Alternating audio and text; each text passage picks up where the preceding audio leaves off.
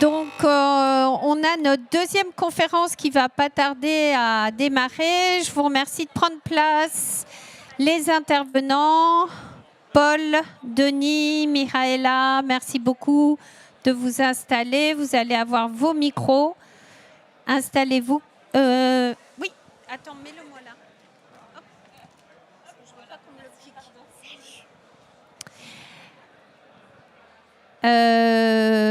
Bienvenue à tous. Un sujet qui va nous passionner. Comment acheter son café vert et créer sa gamme pour un torréfacteur. Donc déjà, tous les jeunes torréfacteurs, je pense que ça doit vous intéresser. Peut-être les plus anciens aussi. N'hésitez pas à venir vous installer. Vous pouvez rentrer. Vous êtes les bienvenus.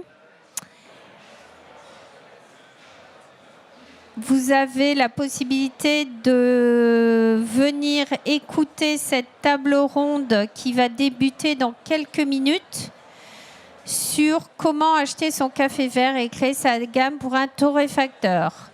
Alors, bien entendu, si vous n'êtes pas torréfacteur, ça va peut-être moins vous intéresser. Mais si vous êtes torréfacteur, vous allez, j'en suis sûre, apprendre plein de choses. Je vois des jeunes torréfacteurs parmi nous. Alors, petit problème de micro. Denis, vous vous installez? Ben oui.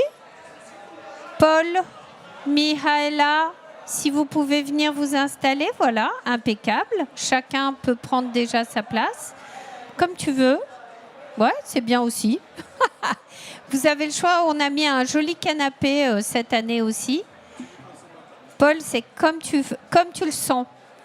Voilà, normalement, vous allez avoir chacun un micro. Là, pour l'instant, je vous le... Et puis, Andrés, voilà, il a son micro. Je vais lui laisser la parole. Donc, hello, ça va? De vive voix, hein? Hello. Oh, voilà. Le micro fonctionne. Ouais, le micro fonctionne. Le micro fonctionne, excellent. André, je te laisse gérer. Est-ce qu'il y a un enregistrement, un live, un broadcast? Absolument, il y a un enregistrement qui sera fait et on aura des podcasts qui vont sortir sur chacune de ces tables rondes. Mais c'est pas un live, il n'y a pas non, un top il n'y a pas pour de démarrer. live. Non, il n'y a pas de live. Trop facile. Trop facile. Tranquille. André, je te laisse. Tranquillou. Very good, very good. Et alors, nous sommes prêts quand on veut, en fait. Ready when we want, ready when we are.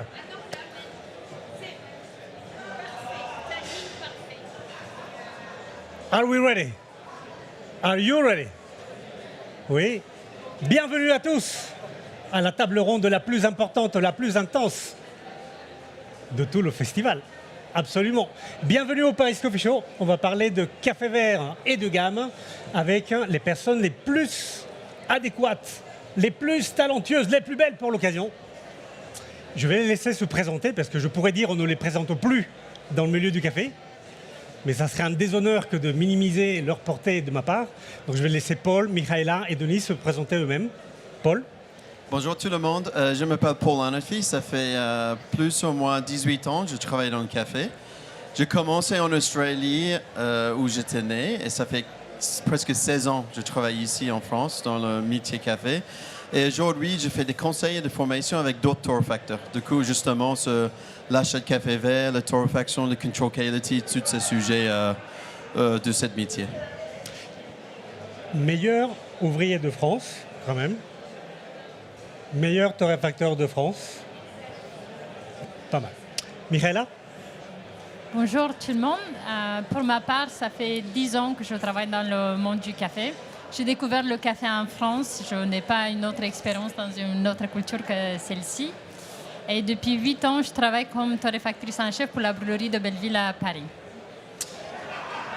Belleville, Café de Belleville, marque iconique de la scène parisienne. Denis? Bonjour à toutes et à tous. Moi, c'est Denis. Je travaille chez Belco. On est un importateur de café. Et mon travail là-bas, c'est de pouvoir former nos clients, nos torréfacteurs. Donc, se questionner sur ces questions-là, dont l'achat de café vert. Et aussi, d'une autre partie, c'est la qualité, donc déguster des cafés, les analyser, pour que vous ayez confiance en ce que vous achetez. Voilà. Et Andreas, toi? Et je suis Andrés Hoyos Gomez, je suis cofondateur chez Beans on Fire. Et j'ai vraiment le plaisir d'animer cette table ronde pour vous aujourd'hui. Pour moi, mon but à moi, c'est d'extraire de ces diamants, de les faire briller le plus possible et surtout de répondre à vos questions. Et c'est pour ça que j'aimerais aussi savoir un petit peu qui est dans la salle. Est-ce que vous voulez bien lever la main si vous êtes professionnel du café? Est-ce que votre métier, c'est le café aujourd'hui? Gardez la main levée, si c'est le cas, s'il vous plaît, juste pour qu'on voit. D'accord. Donc on a aussi des personnes qui sont amatrices de café, qui ne sont pas du milieu. Pour ceux qui sont professionnels du café, est-ce qu'il y a des baristas? D'accord. Est-ce qu'on a des torréfacteurs, torréfactrices? D'accord. Est-ce qu'on a des acheteurs de café vert? Est-ce qu'il y a des personnes qui aujourd'hui achètent leur café vert? D'accord, excellent, hyper intéressant.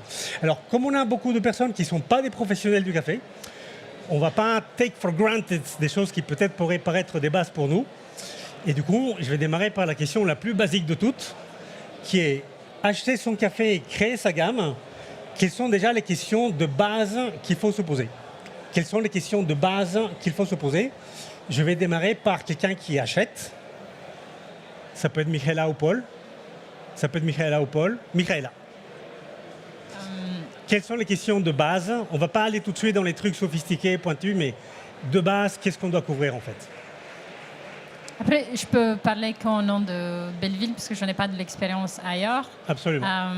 Et pour nous, depuis le départ, on a voulu proposer de la qualité, mais on a aussi voulu travailler avec des producteurs à long terme.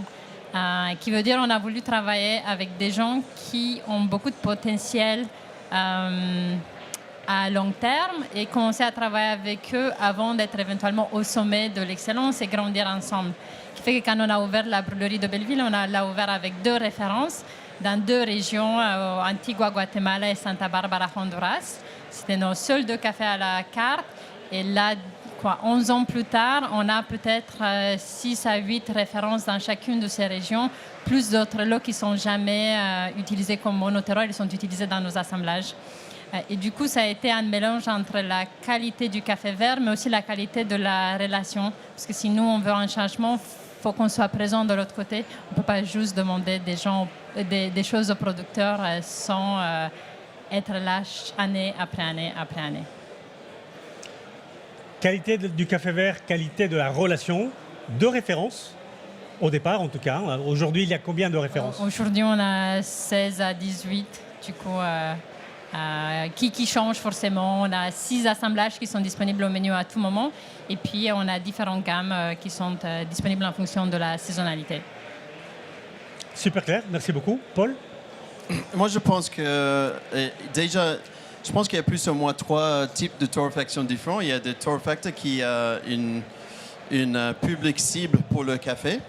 Il y a d'autres torréfacteurs qui torréfient pour eux-mêmes. Ils espèrent que d'autres gens aiment aussi le café qu'eux, ils aiment. Et 3e modèle, c'est vraiment axé sur le prix. Du coup, je pense déjà, il faut se poser une question, c'est quoi mon business? Et si c'est par exemple de torréfier pour vendre avec des profils assez précis et tout ça, déjà, il faut poser beaucoup de questions sur le prix, bien sûr le profil de goût. Chaque café est différent. Même dans le même plantation, il y a des parcelles différentes. Du coup, il faut être bien ciblé sur le profil de goût aussi. Et bien sûr, je pense que la traceability, de toute façon, c'est très important. Parce que quand on achète quelque chose en tant que torréfacteur ou bien en tant que consommateur, on est en train de plus ou moins financer un filière économique, social, environnemental. Et je trouve que c'est très important que quand tu votes avec ton argent, c'est que c'est bien en accord avec ton business, avec les espoirs de ton business. Excellent, super, super clair. Donc il faut savoir qui on est aussi, avant de savoir qu'est-ce qu'on achète et qu'est-ce qu'on propose, savoir qui on est. C'est hyper intéressant, on va y revenir. Et en fait, pour Michaela et pour Paul, on a des personnes qui proposent une tasse aux consommateurs finaux.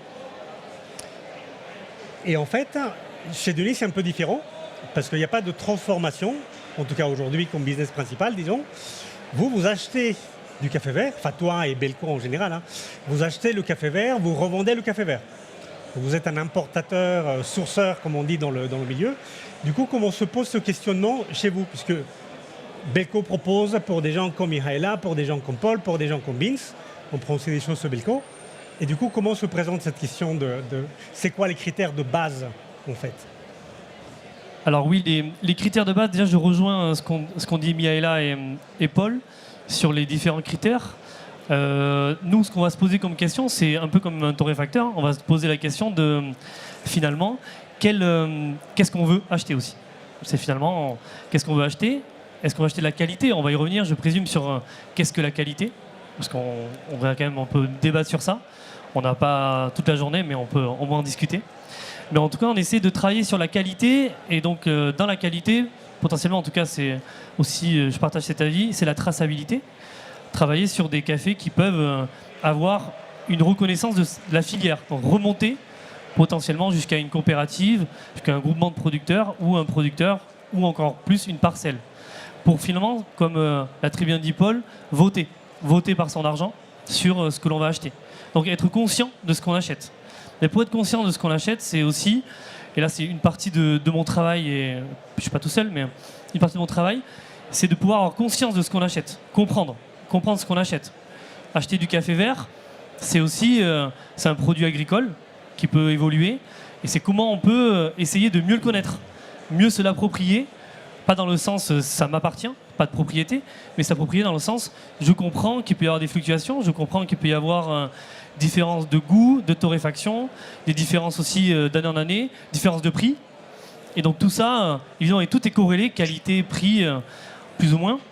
En tout cas, notre travail, voilà, c'est de pouvoir essayer de travailler sur la connaissance et la traçabilité d'une certaine qualité, de certaines qualités, pouvoir la distinguer. Absolument. Et je pense que Daniel a mentionné un truc important, c'est aussi le prix. Je pense que le prix et le volume, c'est déjà le premier réducteur qui va réduire le choix qu'on a en tant que torréfacteur. Si on veut faire un assemblage qui est dispo 12 mois par an, on ne peut pas aller chercher un café où il n'y a que 10 sacs de café.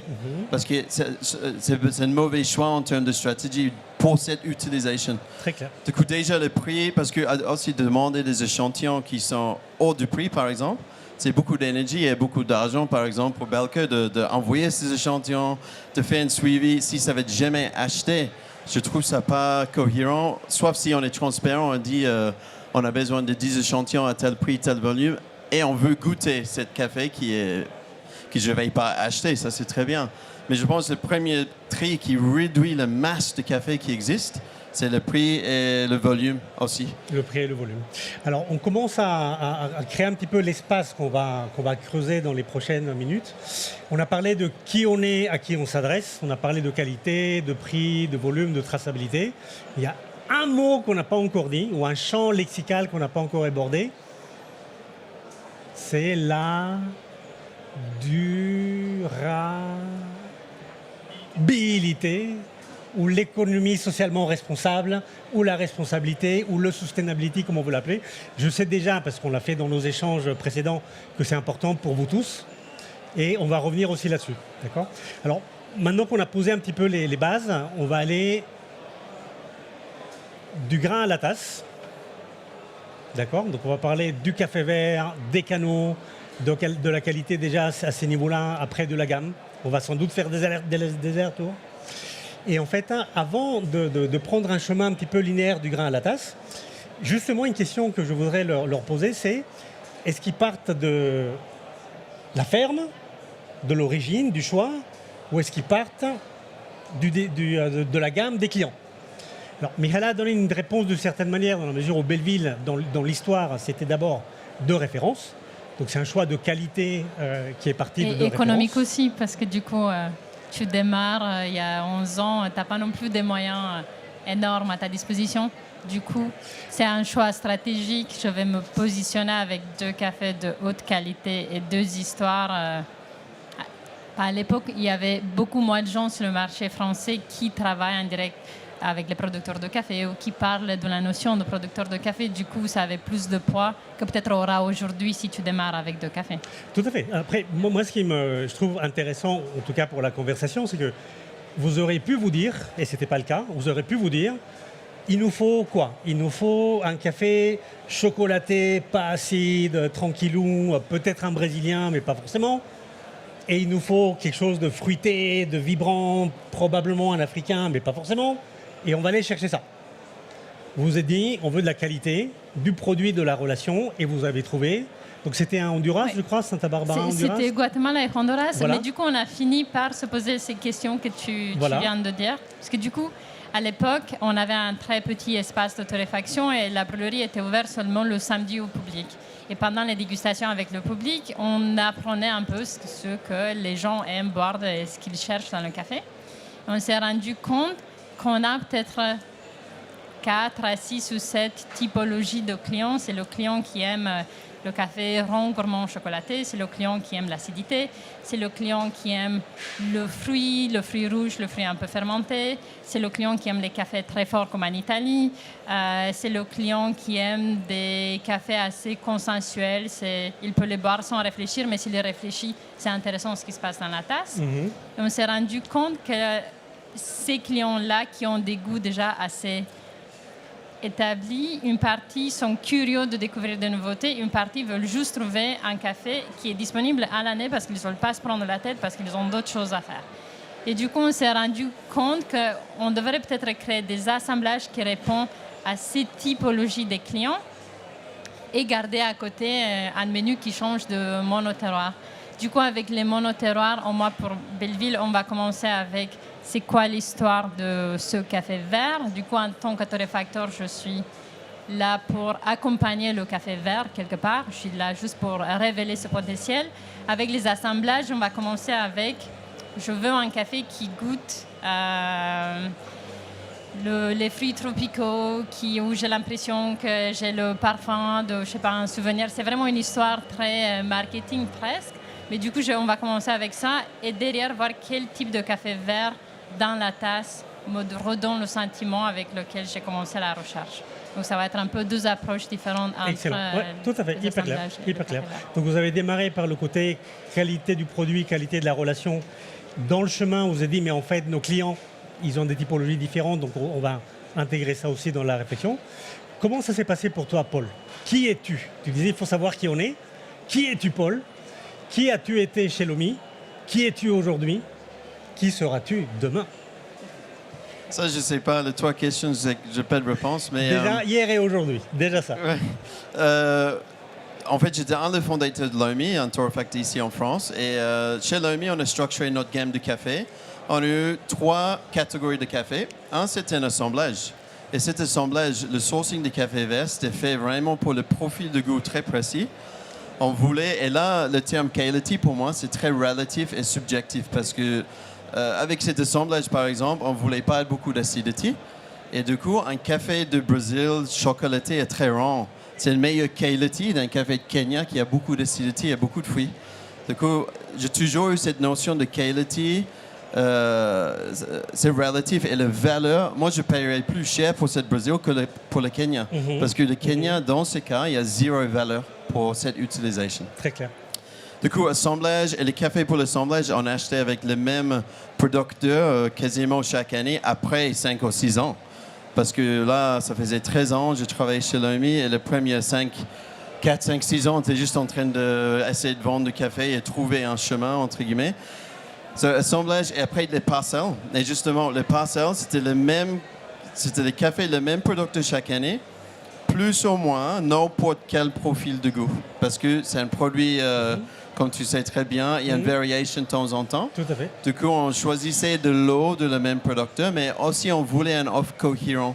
On ne voulait pas que des cafés chocolatés, floraux, fruity. On essayait d'avoir quelque chose d'intéressant.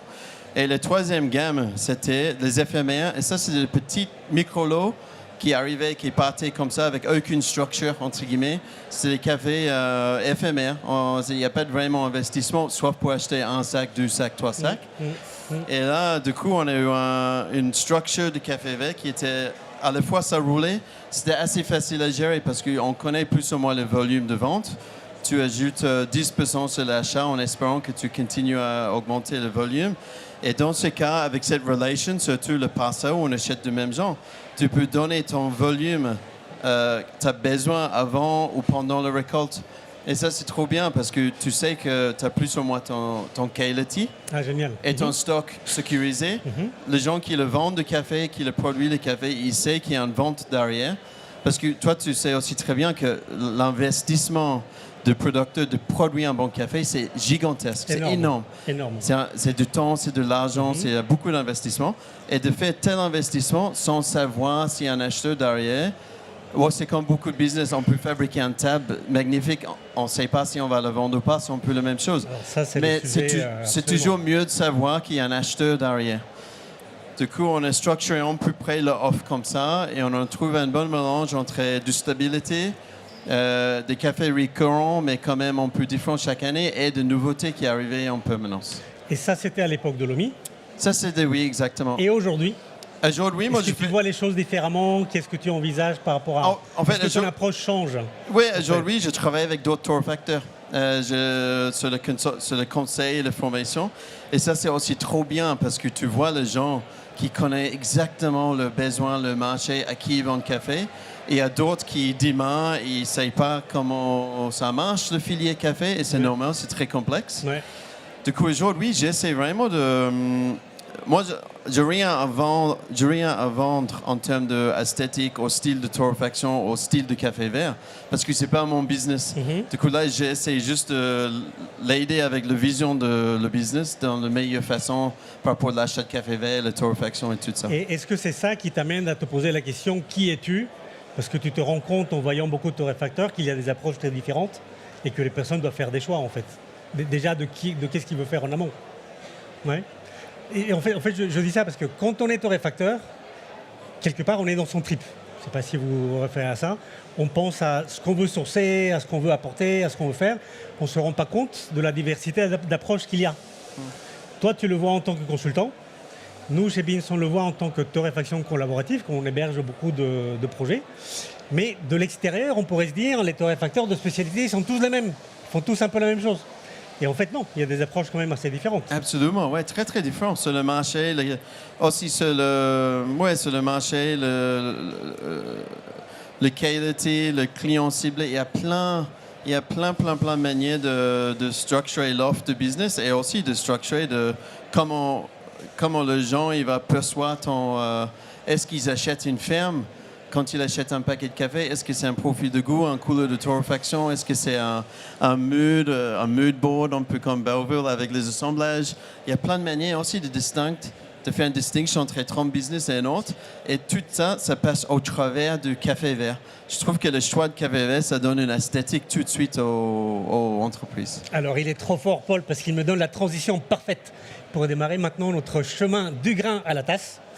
Et en fait, on va parler maintenant un peu de café vert, ensuite de ce qui se passe à la torréf, ensuite de la gamme. Café vert, fatalement, on va reprendre la balle côté Denis. Comment tu vois, toi, le fait de choisir une gamme de sourcing? Forcément, vous devez avoir une gamme plus large que tous les torréfacteurs que vous servez. Comment on fait pour construire une gamme aussi large quand même? Alors, oui, sur la partie café vert, comme l'ont dit Paul et Mihaela, encore une fois, on ne va pas toujours dire on est d'accord, mais bon, si, on est d'accord. Mais l'importance, c'est quand même hyper stratégique. Hyper stratégique parce que, comme l'a dit Paul juste avant, ça va être l'image qu'on va refléter. C'est la dynamique qu'on va refléter à travers sa gamme. Est-ce qu'on a une gamme qui est stable pendant 1 an, voire plus? Donc la question peut-être de la saisonnalité ne vous concerne pas. Est-ce que vous avez que des éphémères? Vous avez un peu des deux, des assemblages et des mono-origines? Quelle diversité, quelle richesse, quelle dynamique vous voulez mettre à votre achat de café vert et donc à votre gamme, qui reflètera à la fois ce que vous voulez montrer comme image et à la fois aussi, est-ce qu'elle répond à un marché? Et cette confrontation-là, peut-être qu'au début, si vous êtes créateur aujourd'hui, si vous voulez créer votre entreprise et votre torréfaction, vous n'avez pas toutes les réponses, et je pense que personne les a, ces réponses-là. Mais en tout cas, c'est bien vous questionner sur qu'est-ce que veut mon marché, vers quoi je veux aller. Est-ce que je veux aller que sur du B2B, du B2C, donc avec que des clients particuliers? Qu'est-ce que je veux montrer? Qu'est-ce que les gens attendent sur mon territoire? Parce que finalement, la beauté aussi qu'on a chez Belco, c'est qu'on a une diversité de clients.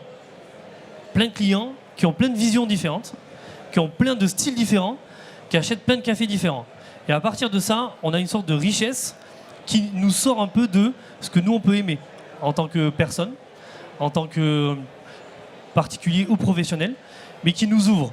Et ça, c'est la beauté de ce qu'on peut trouver. Donc, c'est vrai que des fois, on peut avoir potentiellement les mêmes origines, les mêmes cafés, mais avoir des visions, des messages, des torréfactions qui sont totalement différents, qui font la beauté de aussi une partie de votre métier, qui est la torréfaction. Mais ça, c'est pas le sujet d'aujourd'hui.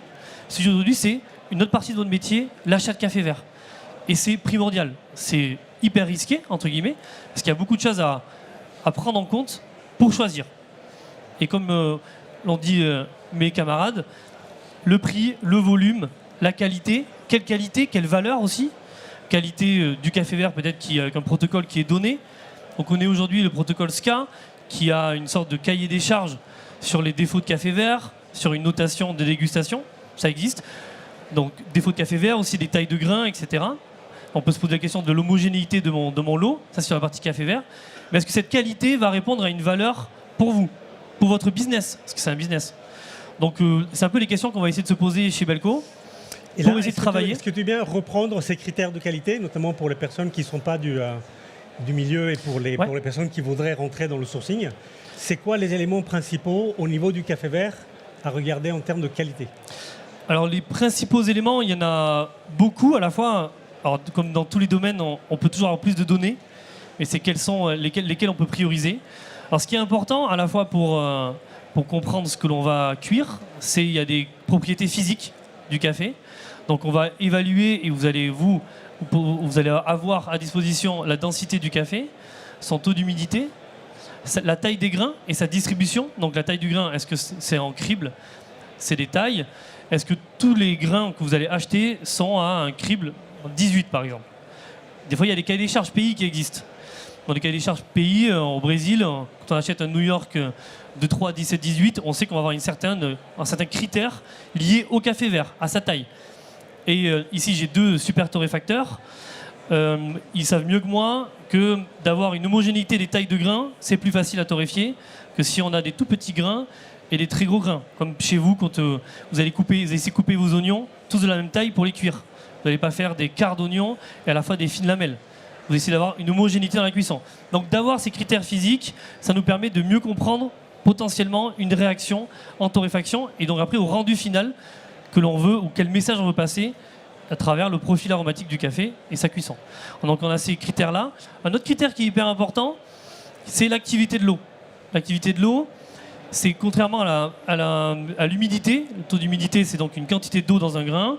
L'activité de l'eau, c'est l'énergie de l'eau dans ce même grain. Alors, si on le dit différemment, l'énergie de l'eau, c'est finalement sa propension à pouvoir réagir avec l'extérieur. L'exemple, le plus gros exemple, c'est est-ce qu'il va vieillir vite, ce café? Est-ce que si je l'achète aujourd'hui, demain, il va avoir le même goût? Est-ce qu'il va évoluer? Et ça, c'est une question de combien de temps, quel stock je vais acheter de ce café-là. Donc l'activité de l'eau, qui est entre 0 et 1, va nous permettre de pouvoir évaluer un peu sa capacité à réagir. Vous êtes dans un endroit très humide et une activité de l'eau qui est importante, le café va réagir plus facilement à son environnement. Vous avez un environnement stable, il va toujours réagir évidemment, c'est un produit agricole, mais plus ou moins lentement. Donc c'est poser ces questions-là d'après ce que vous voulez faire, pour quel marché, quel volume. Un café qui n'est peut-être pas stable sur un an, ou un peu moins stable, ça sera peut-être plus risqué d'avoir des grandes quantités dessus. Ou vous êtes conscient de ça et vous adaptez en fonction. Ça, c'est à vous de voir. En tout cas, c'est des données que vous pouvez avoir liées à la qualité, entre guillemets, du café. Et après ça, il y a le profil aromatique du café. C'est une notation aujourd'hui standardisée par le CQI et la SCA, qui est aujourd'hui un peu remis en question. Il y a de nouvelles grilles qui existent, qui permettent de mettre un score sur 100, déjà pour distinguer ce qui est aujourd'hui considéré comme café de spécialité et pas café de spécialité, et voir après quelle est la qualité d'après un panel donné standardisé international sur une qualité donnée. Mais pour reprendre l'exemple du Kenya et du Brésil, cette qualité-là peut vous donner une première image du café, mais le plus important, c'est aussi quelle valeur vous allez mettre à ce café, par rapport à quel volume, par rapport à quel prix. Mais c'est vous donner les informations, toutes ces informations-là, pour que vous puissiez faire vos choix en conscience, finalement, sur le café vert. Donc voilà. Et comme on voit du coup, Denis, c'est très facile tout ça. C'est hyper simple. C'est hyper simple. Voilà, vous appuyez sur un bouton. Non. Voilà, il y a beaucoup de critères, des critères très techniques. Et du coup, la question que je poserai à Michaela et ensuite à Paul, c'est pour vous qui achetez aujourd'hui, qui a acheté par le passé, qui conseille des gens aujourd'hui, qu'est-ce que le torréfacteur, enfin du torréfacteur en aval, entre guillemets, qu'est-ce qu'on doit savoir de tout ça? Est-ce qu'on peut acheter le café vert? Et mettons qu'on achète chez un Belco, hein, comme Falcon, Euromatériel, comme d'autres importateurs. Est-ce qu'on peut se permettre d'acheter les cafés, entre guillemets, les yeux fermés en se disant l'activité de l'eau, la taille des grains, les cribles, les défauts, les petites bêtes, le vinaigre, tout ça, eux savent. Moi, je reçois des sacs qui ont déjà une bonne qualité de café vert, c'est ce qui est marqué sur la fiche. Hein, il y a une fiche qui dit que c'est bien. Dans quelle mesure est-ce qu'on peut se reposer là-dessus? C'est quoi les compétences minimales qu'on doit avoir en tant qu'acheteur?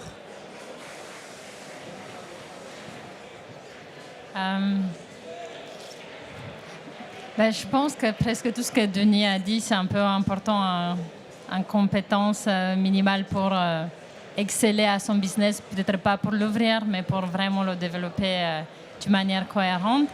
Après, la notation SCA, nous, on ne l'utilise pas vraiment parce que du coup, comme on a des relations très fortes avec nos importateurs, mais plus que eux, on a des relations très fortes avec nos exportateurs.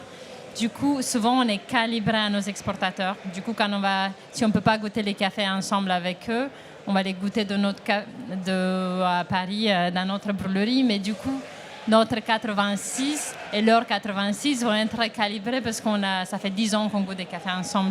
Du coup, dans notre cas,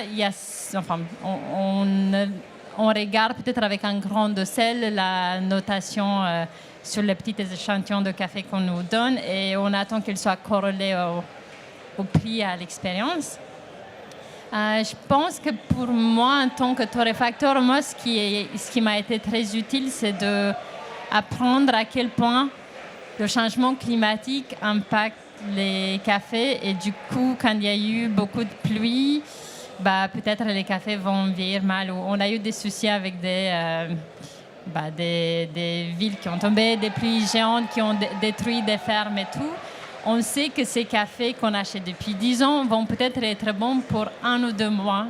Du coup, il faut que je m'assure de mettre en place un menu qui les utilise davantage.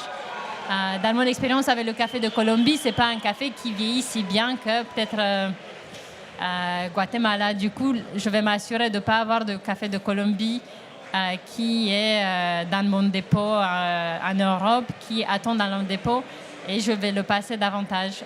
Je vais le passer avant.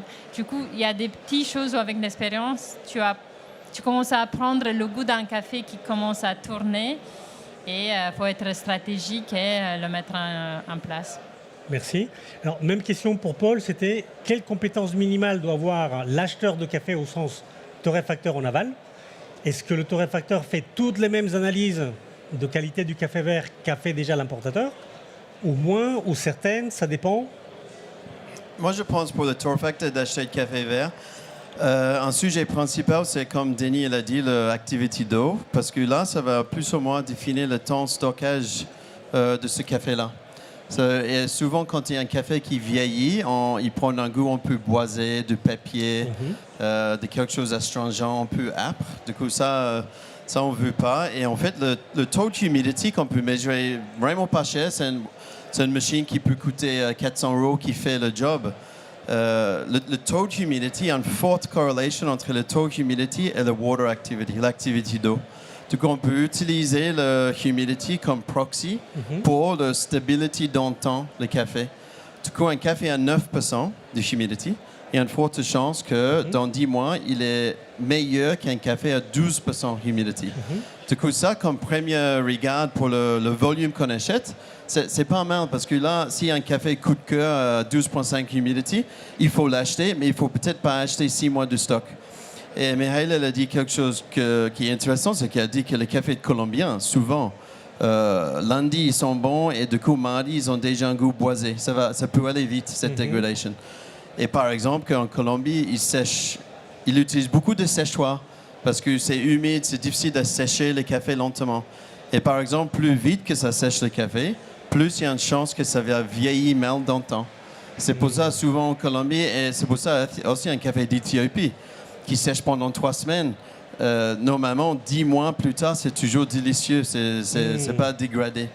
Du coup, il faut regarder le taux d'humidité, comment se dessécher le café. Si cette info est accessible, c'est très bien. Et Du coup, je pense qu'avec ces deux choses, c'est déjà une bonne, ça donne une bonne vision de la qualité dans le temps. Activité de l'eau. Plutôt que humidity, humidity comme proxy. Ouais, parce que pour mesurer la water activity, pour avoir une vraie machine qui marche, c'est 10 000 balles. Mais pour mesurer le taux d'humidité, c'est pas si cher que ça. Donc humidité et à l'origine, le temps de séchage initial qui permet de se projeter en termes de stockage. Oui, exactement. Ça, c'est déjà bien. Et après, peut-être aussi l'utilisation. Si on veut attaquer des marchés de bureau, par exemple, pour vendre des cafés dans des machines tout automatiques, on peut viser les cafés qui sont moins denses, en bas density, que les cafés qui sont très denses. Parce que ces cafés très denses, c'est difficile de garder l'intérêt aromatique et rendre les cafés très solubles, comme pour ces machines tout automatiques qui sont moins efficaces, entre guillemets, dans l'extraction. Très clair. Du coup, encore une fois, il faut garder en tête le besoin pour le marché. Yes. Si on a besoin de 10 mois de stock, il faut privilégier les cafés moins humides que d'autres. Mais encore une fois, comme tout dans le café, c'est plus complexe que ça parce que quand le producteur il sèche le café, il peut aussi imaginer de l'argent qui flotte dans l'air parce qu'ils vendent du poids. Du coup, leur intérêt, c'est de vendre à sécher jusqu'à 12-13%, qui est le maximum pour le café export. Et l'intérêt de torréfacteur, c'est 9-10%. Peut-être qu'il faut juste privilégier un prix plus cher pour les cafés qui sont moins sèches. Et en plus, en tant que torréfacteur, tu gagnes plus d'argent parce que tu en perte de poids sur un café de peu d'humidité. C'est beaucoup moins qu'un café qui est très humide. Très clair. Si on torréfie en même couleur de torréfaction, un café à 9% humidity, on va vendre 12% de poids. Et un café à 12,5% humidity, on va perdre 15,5% de poids. Du coup, tu gagnes moins d'argent aussi en tant que torréfacteur. Très clair. Mais cette remuneration pour un café plus sec, entre guillemets, ça doit être plus important logiquement qu'un café très humide. C'est clair. Denis, tu voulais faire un commentaire? Oui, juste une précision pour compléter ce que viennent de dire Mihaela et Paul. C'est aussi quand vous achetez un café vert, donc potentiellement vous le goûtez, vous le goûtez chez vous, dans votre atelier. Se poser la question aussi, ce petit échantillon que vous avez reçu, qui a de la valeur déjà, hein, comme l'a dit Paul tout à l'heure aussi, c'est à quel stade il est. Est-ce qu'il est... Alors il y a différents stades sur la chaîne de valeur. Est-ce que c'est une offre, donc il n'y a pas encore eu de contrat avec un producteur? Est-ce que c'est un PSS, Pre-Shipment Sample? Ça veut dire qu'il est pré-embarqué à l'origine, pas encore arrivé en France, au Havre par exemple, ou il est déjà arrivé en stock en Europe? Donc déjà, en se posant cette question-là, l'activité de l'eau prend une autre perspective, ou le proxy de l'humidité. C'est est-ce que je l'achète alors qu'on est déjà à la milieu de récolte et ça fait déjà 6 mois qu'il est déjà en stock, par exemple, en Europe, ou il vient juste d'arriver. Ça va aussi mettre en perspective ces différentes évaluations que peut faire le torréfacteur pour après bien le mettre en valeur. Très clair. Et aussi l'emballage du café final. Ah, sure. Si c'est dans une sac qu'une toile de jute, on peut s'assurer qu'il va s'équilibrer l'humidité avec tout ce qui est autour. Du coup, ça vieillit mal. Mais si c'est en grain pro ou sous vide, on peut être plus assuré que le taux d'humidité, ça va être correct dans le temps. Très clair, très clair. Donc jusque-là, on a fait un petit peu le zoom café vert en tant que tel, la qualité du café vert. On va faire un petit pas en avant en regardant les canaux par lesquels le café vert va chez les torréfacteurs. Pour simplifier, il y a 3 grandes familles, si vous êtes OK. Il y a Belco, Romaterial, Falcon, on va dire les importateurs, sourceurs professionnels de café de spécialité. Il y a à l'autre extrême le fait d'acheter le café directement chez le producteur, comme les 2 exemples que donnait Mihaela au départ de la gamme Belleville, comme on fait aussi en partie chez Beans et chez Beans on Fire, et tu nous diras tout à l'heure pour Lomi. Et donc il y a passer par l'importateur sourceur, aller directement chez le producteur, ou bien il y a aussi ce qu'on appelle des plateformes comme Algrano, qui essayent d'être un peu des marketplaces un petit peu hybrides, qui donnent accès à beaucoup de fermiers, à beaucoup d'acheteurs, et qui cherchent en fait justement à simplifier cette interface. Alors, ce que j'aimerais savoir, donc partant de Mihaela et ensuite Paul, c'est que tu disais tout à l'heure qu'au début, donc c'était un lien avec 2 producteurs, au début. Est-ce qu'aujourd'hui il y a un mix de canaux? En fait, comment ça a évolué? Pourquoi? Raconte-nous un petit peu le mix des canaux de sourcing. Après, je dis que le lien était avec les producteurs, mais les exportateurs existent et les importateurs existent parce que déjà légalement, il faut que quelqu'un exporte le café et que quelqu'un l'importe. Et nous, la brûlerie, elle a une jolie taille aujourd'hui, mais on n'a pas du tout ni les moyens ni la prétention de faire l'un ou l'autre. Et du coup, presque la plupart des cafés qu'on achète en direct, en réalité, il y a quand même des personnes et des compagnies qui vont faire tout ce trajet et qui sont très importants.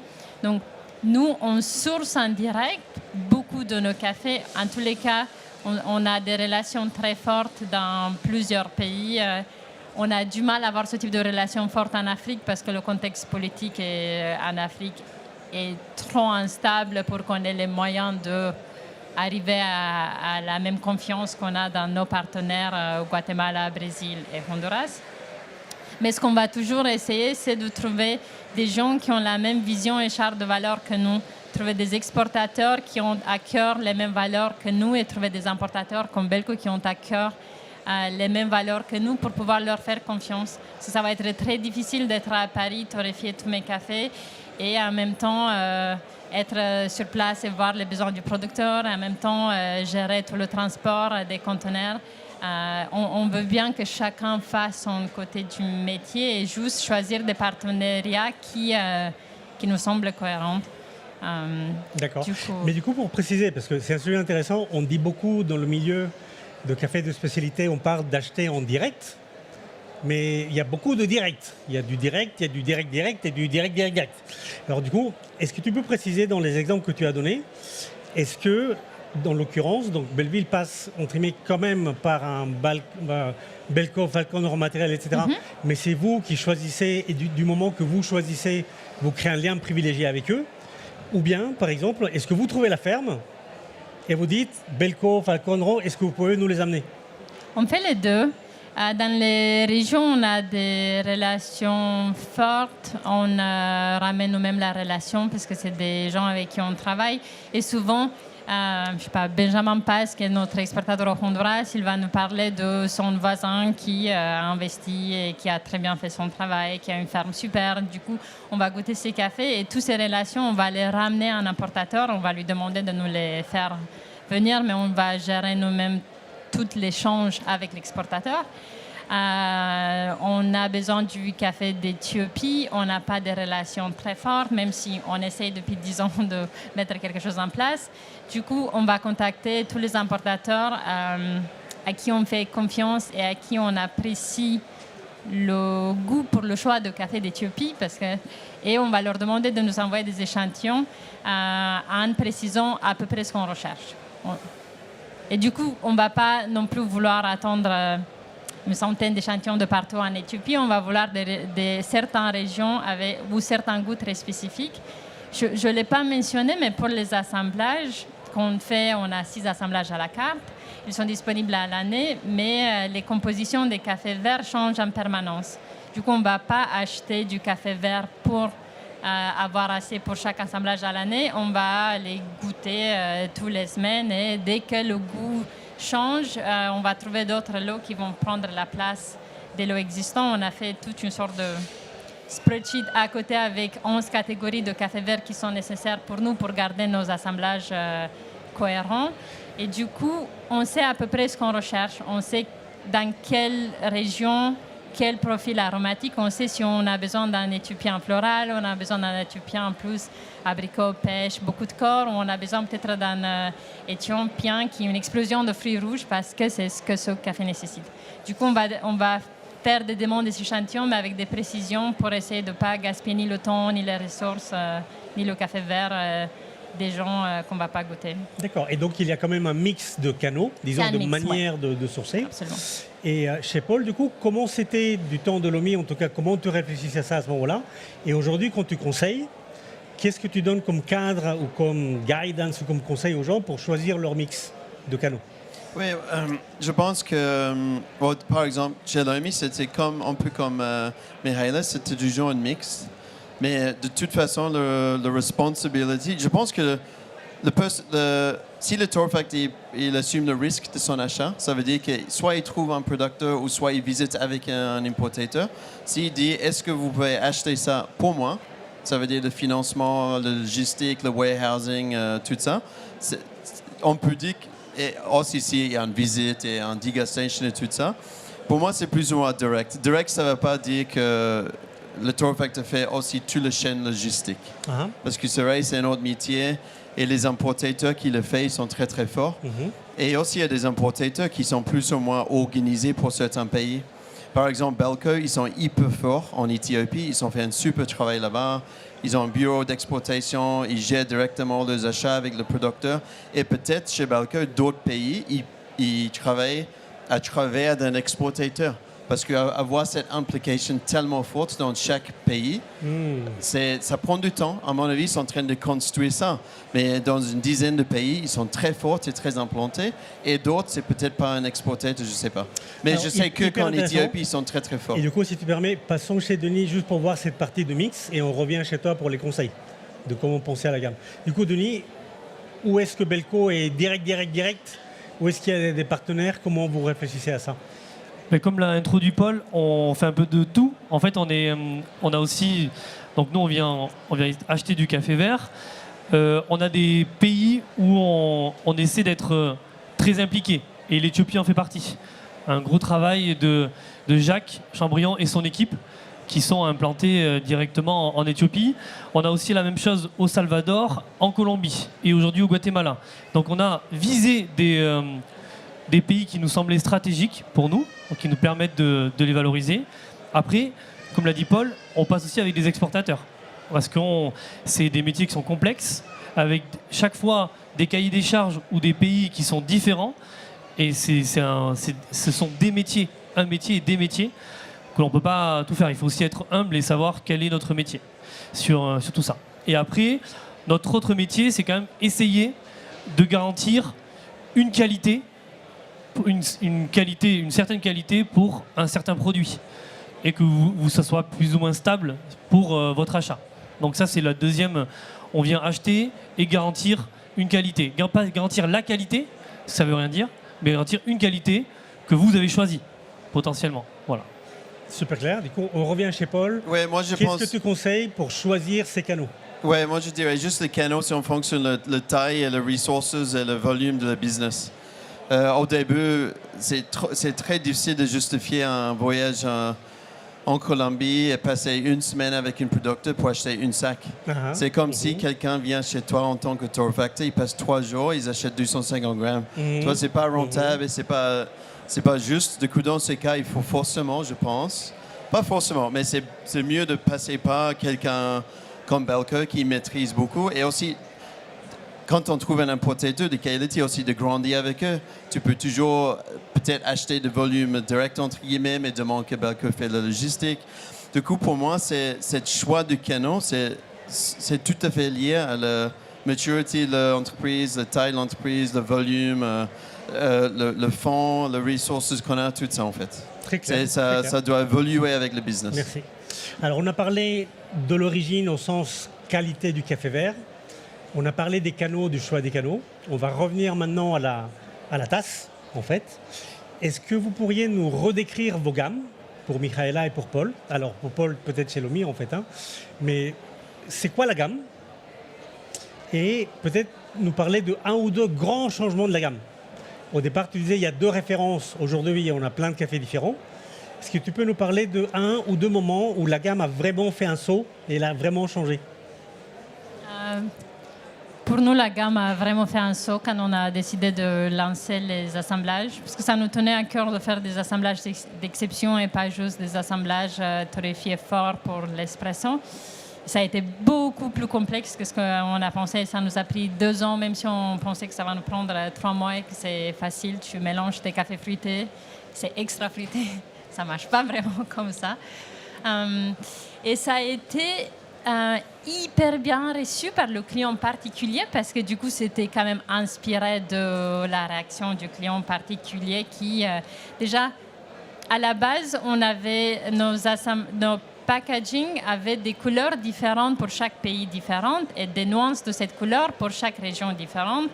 Jusqu'à si vous avez goûté ou acheté plusieurs régions d'un pays, Si l'Éthiopie a différents types de bleu, à un moment donné, le client va juste se rappeler, l'Éthiopie c'est bleu, j'aime bien. Et dans un mois, quand il vient racheter le café, il veut le café bleu.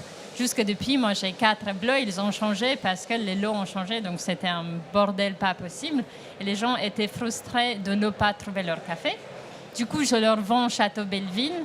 Ils vont se rappeler, ils vont venir, c'est le nom d'un de nos assemblages, ils vont demander Château Belleville, ils vont demander la pantoufle ou le Mistral. Et c'est hyper facile, le goût ne change pas, ils sont contents et après ils vont demander ce qui est nouveau et acheter le nouveau. Les clients professionnels, en revanche, lancer 6 assemblages, c'était la fin du monde.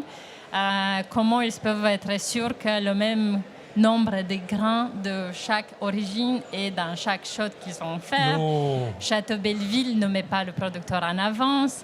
Elle est où la transparence? Du coup, ça a été une sorte de, je sais pas, Incroyable. 1 an et demi de conversation sur le fait que, oui, quand je vends Château Belleville, ce que je vends, c'est une histoire, c'est un hommage au vin. On est une jeune brûlerie de café, donc on s'est dit que ce serait cool d'avoir un grand cru à nous et on veut une tasse un peu tannique avec beaucoup de fruits rouges et très juteuse.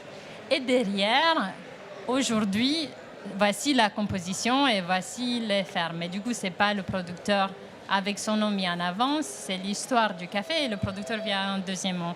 Et ça, on a eu du mal, je pense, avec les baristas, même si, même dans les coffee shops et même à l'époque, c'est ce qui marchait mieux parce que du coup, c'est plus facile de travailler un produit stable que si tu changes de single origin en espresso tous les semaines. Du coup, il y a eu quand même pas mal de... il y a eu toute une période d'apprentissage de comment communiquer en montrant... Déjà, si je peux acheter toute la production d'un producteur, si on n'a pas un volume assez grand, et c'est le cas pour certains des lots qu'on achète, je ne pourrais pas vendre 30 sacs des cafés de Marie-Isabelle et Moïse de Marca La Honduras parce que je n'ai pas assez de gens, j'ai pas assez de volume pour vendre ce café en single origin. En revanche, c'est un café exceptionnel qui fait la base de plusieurs assemblages. Du coup, ça me permet d'acheter le volume que je veux acheter, garder ma relation et travailler ce café de différentes manières, en différentes torréfactions, en différentes visions. Et je respecte le producteur davantage parce que je peux utiliser plus de son café et je ne fais pas les assemblages contre le producteur. Donc, il y a toute une... Alors pour moi, ce que je trouve fascinant dans ce que tu dis, c'est que, petite précision, les clients professionnels dont tu parles, c'est notamment des coffee shops, n'est-ce pas? Des coffee shops, des restaurateurs, Oui, c'est des clients d'un milieu de restauration food. C'était plus des coffee shops parce que du coup, c'est des gens qui ont à cœur de mettre en avant le producteur. Une brasserie va peut-être moins, enfin à l'époque, moins avoir ça à cœur parce qu'ils veulent plus un café qui fait sens, prix et goût pour leur clientèle. Et en fait, je dis ça parce que pour nous, au Beans, le saut de gamme qu'on a eu, c'est qu'on a introduit des assemblages pour des clients professionnels bureaux. Pour la raison contraire.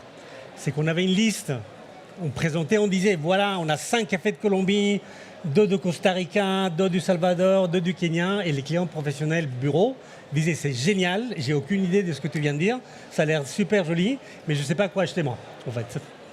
Et du coup, on a introduit une gamme sursimplifiée d'assemblage et de single aussi, mais disons plus brandé sans rentrer dans le détail. Et en fait, c'est ça qui, chez nous, a fait booster le business professionnel bureau. Comme quoi, les besoins des clients, quand même, ça compte. Paul, est-ce que tu peux nous parler d'un moment de gamme qui a été marquant pour comprendre Alors, peut-être pas un moment de gamme, mais juste avoir plusieurs années de galérer un peu, c'est de comprendre qu'il y a beaucoup de clients qui veulent stability. Ça veut dire qu'il y a des clients pros, je parle, ils veulent investir une journée pour choisir le café, mais après, ils veulent juste quelque chose chaque semaine qui est exactement pareil. Du coup, mettre ça en place et aussi peut-être plus tard de comprendre d'acheter tout le temps le même café. Il y a certains qui trouvent ça ennuyant. Du coup, c'est d'ajouter des cafés plus éphémères qui ramènent aussi un petit peu de variety. Tout à fait.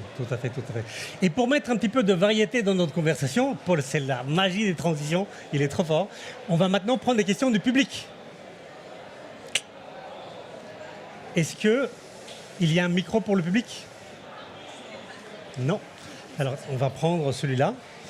Et Marie-Hélène Kennedy est la maîtresse du micro du public. Bravo Marie-Hélène. Elle fait ça avec grâce, avec élégance, avec percussion. Je ne sais pas s'il va y avoir de questions. Pas de questions? Ah, moi j'en ai 15 autres, il n'y a pas de problème. On a jusqu'à 15h en fait, on a dit. Hein. Oui, voilà, c'est ça.